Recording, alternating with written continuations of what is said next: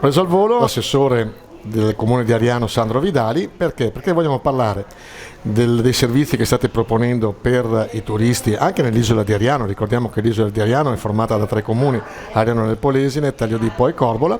Però non c'è omogeneità tra i 3 comuni. E come mai non si riesce a creare questa sinergia? Allora, diciamo che questo è un po' un problema storico del nostro territorio, facciamo fatica a fare coesione, anche se negli ultimi anni c'è da dire insomma, che da quando è stato istituito il parco in un primo momento, poi successivamente la strategia nazionale delle aree interne ha portato i comuni del Delta comunque a ragionare spesso in maniera congiunta e a muoversi proprio come area piuttosto che come singolo territorio comunale. In un futuro molto prossimo, quanto potrà essere importante il turismo per il nostro territorio, non solo l'isola di Ariano ma tutto il Delta, e quanto siamo preparati e quanto potrà portare di valore aggiunto?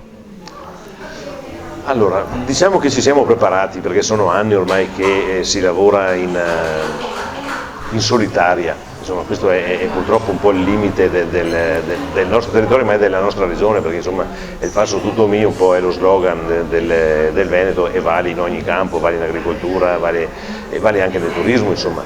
Però in questi ultimi anni, soprattutto da quando la Regione Veneto ha normato in maniera diversa le leggi sul turismo, individuando le diverse destinazioni, la nostra è il Po e il suo delta, e quindi ha invitato le amministrazioni comunali ad aderirvi, ha invitato i consorzi ad aderirvi, le associazioni, e si è creato una sinergia, diciamo così, che per un po' è rimasta ferma e poco operosa.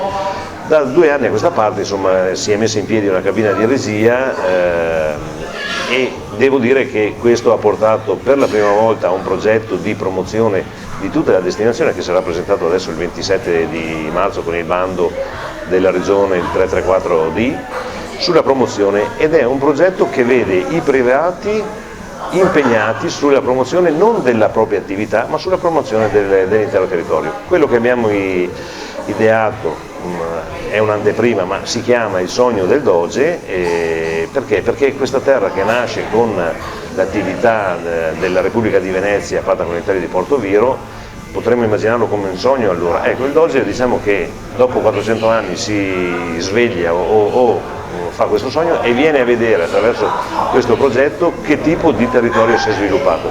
In questo modo ne scoprirà la bellezza, ne scoprirà la gastronomia, ne scoprirà i modi di fruirlo in bicicletta, in barca, la storia, la cultura e le tradizioni.